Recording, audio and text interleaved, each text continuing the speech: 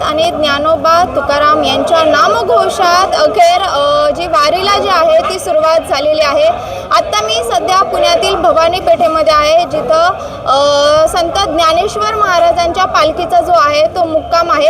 खरं तर लाखो भाविक, लाखो वारकरी सध्या या पुण्यामध्ये विसाव्याला सध्या थांबलेले आहेत। आजचा पूर्ण दिवस जो आहे तो ज्ञानोबांच्या पालखीचा विसावा जो आहे तो इथे असणार आहे। याच्यात आपण लाखो भाविक सध्या वारकरी जे आहेत ते यात सहभागी झालेत। मात्र माझ्यासोबत आता असे काही वारकरी आहेत किंवा असे काही मित्र वारकरी आहेत असं आपण म्हणू शकतो, जे गेल्या जवळपास 20 ते 25 वर्षांपासून जे आहे ते सोबत वारी करतात। असे आपण बरेच बघितले की आई मुलगी जी असेल किंवा ननंद भाऊजाई असेल किंवा मुलगा आणि वडील असतील जे वारीत जातात, मात्र मित्र देखील गेल्या 20 ते 25 वर्षापासून जे ते वारीमध्ये सहभागी झाल्याचं पाहायला मिळते।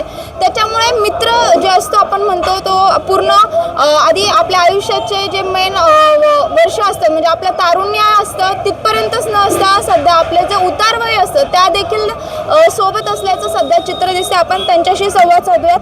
आजोबा, तुमचं सर्वप्रथम नाव काय आहे आणि तुम्ही कुठून आलात? बाळूराव नामासाळ, कुठून आलात तुम्ही? डोंबळवाडी।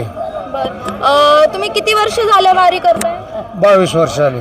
22 वर्ष। 22 वर्ष वारी चालू आहे। तुमचे मित्र हे सोबत आहेत। आजोबा, तुमचं नाव काय? माझं शिवाजी निवृत्ती आसबे। तुम्ही पण सोलापूरचे? हा, सोलापूरचे डोणगाव, उत्तर सोलापूर तालुका। तुम्ही सोबत 22 वर्ष झालं वारी करताय, कसं वाटतं बरं हे तुम्हाला? असा आनंदच नाही आहे, कुठेही गेलं तरी असलं एवढा आनंद येत नाही। शेतीत, घरात, दारात कुठेही असला आनंद नाही जेवढा आनंद इथं आहे, जेवढा या परमार्थाचा आनंद तेवढा आहे। आणि परमार्थातली गोडी ही कुठली कोण मला बी माहीत नाही, पण एवढा जिव्हाळा लागतो की कल्पनाच्या बाहेर। आई वडिलासकट एवढं कोण जिव्हाळा प्रेम देत नाही, एवढं ही प्रेम देते ती। हा, तुमची दोघांची ओळख कुठे झाली बरं? आमची ओळख झाली जेजुरीत, जेजुरीपासून। म्हणजे पालखीतून? हा, पालखीतूनच। बरं। जेजुरी, आपली जेजुरी खिंडीपासून सुरुवात। आज 22 वर्ष झाले आमचे चालतोय सांगतोय आषाढी वारीत। मग आषाढी वारीतच तुम्ही दरवर्षी भेटता की बाहेर देखील भेटता? आषाढी वारीत, कार्तिक वारीला बी येतो। पायवारी, पांडुरंगाचे नामदेव महाराज पालखी समाधी सोहळ्याला येते। ह्या कार्तिक वारीला आळंदीला येतो। तुम्ही पालखीत भेटले आणि गेला, तुम्ही कधीपासून वारीत आहे? मी पालखीला ह्याची मी पुन्हा नामदेव महाराजाची पालखी करतो ना समाधी सोहळ्याची, त्यावेळी त्याने आम्हाला भेटते ते। त्यांच्या घरी येतो, जेवण चहा पाणी करून आपले आदर्श, त्यांचा आदर्श मला, माझा आदर्श त्यांना, असे व्यवस्थित आमचं आता पतूच चालले।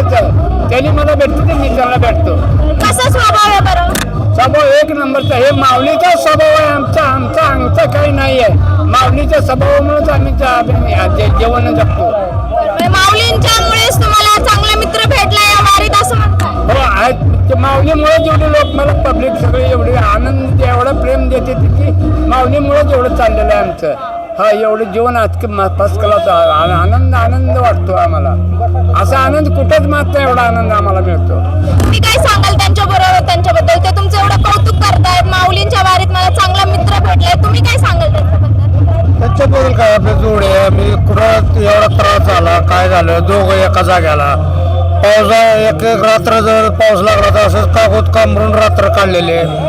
पण कुळी आंघोळीचे म्हणा, हे जे म्हणा, आमच्या संगतीत सोबत आम्ही दोघांनी गेलेले। अजून किती वर्ष बरं सोबत वारी करणार? काय तर आपल्याला जोपर्यंत देवान साथ देते हे करते तोपर्यंत चालणार वाट। आपल्या गुडघी साथ अजून चांगला आहे, माऊलीच्या कृपेने आपल्याला चांगली साथ दिलेली आहे।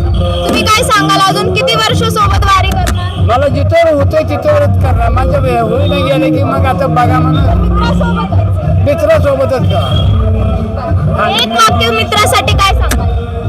म्हणजे असं प्रेम मित्र तर कुठे मला भेटलं ना। आई वडिलापेक्षा सुद्धा मला एकदम फटका।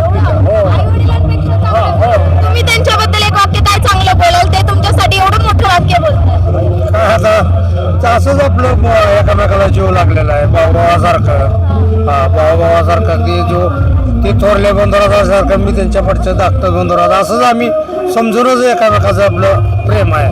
हा, नक्कीच आपण पाहिलं तर विठ्ठलामुळेच मला एवढा चांगला मित्र भेटलाय, त्याच्यामुळेच आम्ही गेली 22 वर्ष